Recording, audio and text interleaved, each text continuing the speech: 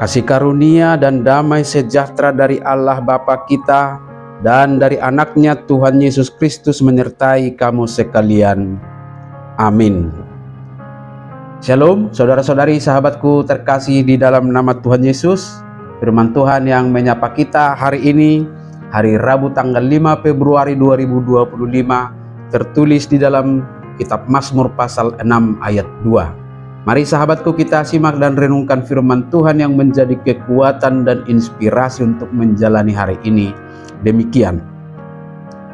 Ya Tuhan, janganlah menghukum aku dalam murka-Mu, dan janganlah menghajar aku dalam kepanasan amarah-Mu.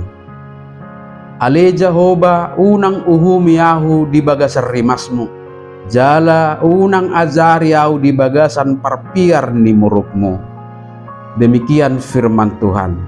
Sahabat renungan harian, saudara-saudariku di dalam nama Tuhan Yesus, beberapa pesan penting firman Tuhan hari ini sangat perlu kita telaah untuk menjadikannya sebagai nilai dan karakter yang harus kita hidupi sebagai orang Kristen. Yang pertama adalah tentang kerendahan hati. Lewat figur Daud, nas firman Tuhan hari ini mengajarkan kepada kita tentang kerendahan hati. Kerendahan hati sangat kita butuhkan sebagai bekal untuk mau mengoreksi dan mengevaluasi cara hidup kita di hadapan Tuhan.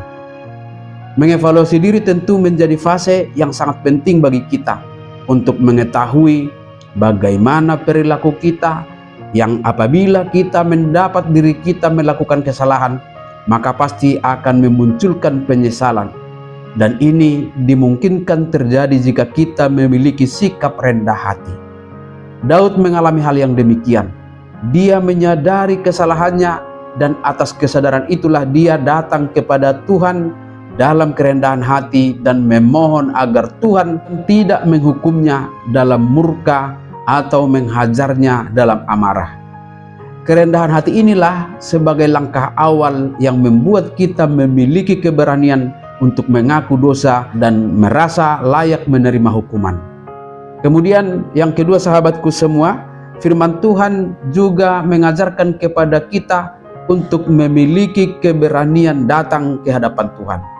Sama seperti Daud, kita juga dalam keberdosaan kita tetap berharap hanya pada belas kasih Tuhan untuk membebaskan kita dari konsekuensi dosa yang seharusnya kita terima.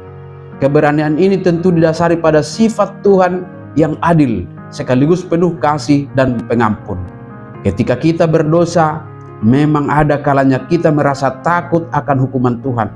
Namun seperti Daud, kita diajak untuk datang kepada Tuhan dengan hati yang tulus, memohon belas kasihan dan pengampunannya, sebab pengampunannya lah yang akan membebaskan kita dari derita akibat dosa-dosa kita. Dan yang terakhir, sahabatku semua, perlu kita renungkan kualitas pengenalan kita akan Tuhan. Kalau pengenalan kita tentang Tuhan benar, maka kita mengenal Dia bukan sebagai Tuhan yang murka saja, melainkan juga sebagai Tuhan yang penuh belas kasih, panjang sabar dan pengampun. Dalam pengenalan yang benar itulah kita pun akan menjaga diri kita untuk tetap memiliki keberanian datang kepadanya. Dan seiring dengan itu, sebagai bukti pengenalan kita, teruslah berjuang untuk hidup benar dengan melakukan perbuatan-perbuatan yang berkenan kepadanya. Semua ini tidak mudah, tetapi ketika kita merasa lemah dan terpuruk oleh karena dosa-dosa kita, kita bisa meneladani Daud untuk datang kepada Tuhan dengan segala beban kita. Tuhan pasti mendengar doa kita. Dia memahami penderitaan kita dan siap memberikan kesembuhan dan pemulihan, serta membebaskan kita dengan kemurahannya yang luar biasa oleh karena kasih setianya. Amin. Selamat beraktivitas, Tuhan memberkati.